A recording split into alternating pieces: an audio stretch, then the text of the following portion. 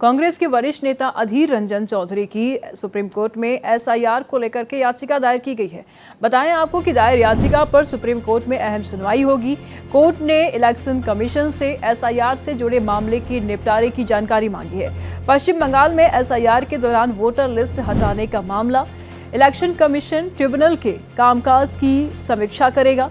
कांग्रेस के वरिष्ठ नेता अधीर रंजन चौधरी की ओर से दायर याचिका पर सुप्रीम कोर्ट आज सुनवाई करेगा। कोर्ट ने चुनाव आयोग से एसआईआर से जुड़े मामलों के निपटारे की जानकारी देने को कहा है, जिनके नाम पश्चिम बंगाल में चुनाव आयोग के एसआईआर प्रक्रिया के दौरान वोटर लिस्ट से हटा दिए गए थे।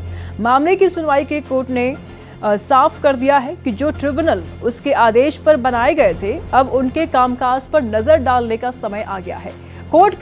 कोर्ट ने कहा कि अगर इन ट्रिब्यूनल का प्रदर्शन उम्मीद के मुताबिक नहीं हुआ तो उनके काम के तरीकों में बदलाव किया जा सकता है।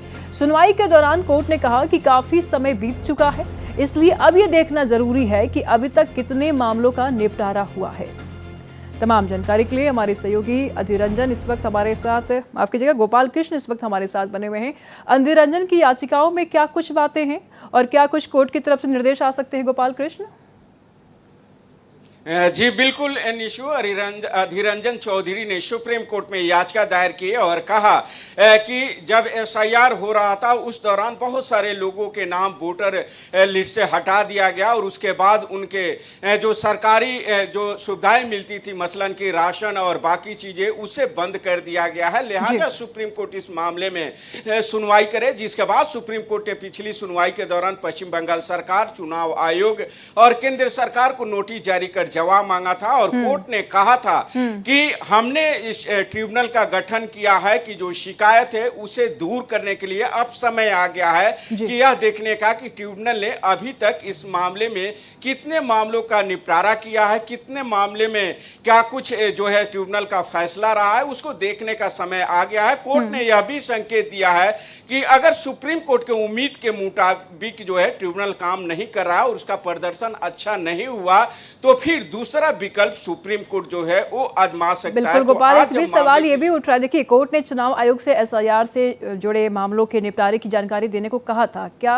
इलेक्शन कमीशन की तरफ से जानकारी दी गई है और अभी इलेक्शन कमीशन की तरफ से क्या कुछ बातें निकल के सामने आ सकती हैं? देखिए निशु, अभी तक इलेक्शन कमीशन की तरफ से इसका जवाब नहीं दिया गया है। आज जब सुप्रीम कोर्ट में सुनवाई होगी उस दौरान इलेक्शन कमीशन की ओर से पेश वकील बताएंगे कि क्या जवाब दिया गया है या नहीं दिया गया। अगर दिया गया है तो ओपन सिल्वन लिफाफे में दिया गया है या ओपन दिया गया है, इन तमाम बातों का जिक्र किया जाएगा। इलेक्शन कमीशन अपनी दलीलों को रखेगा और बताएगा कि अभी तक कितने मामलों का निपटारा किया गया है और क्या अभी तक की स्थिति रही है, उससे संबंधित तमाम रिपोर्ट सुप्रीम कोर्ट को पेश करेगा। केंद्र सरकार भी अपने जवाब रखेगी और उसके बाद राज्य सरकार की तरफ से विपक्ष रखा जाएगा। उसके बाद ही कोर्ट किसी नतीजे पर पहुंचेगा।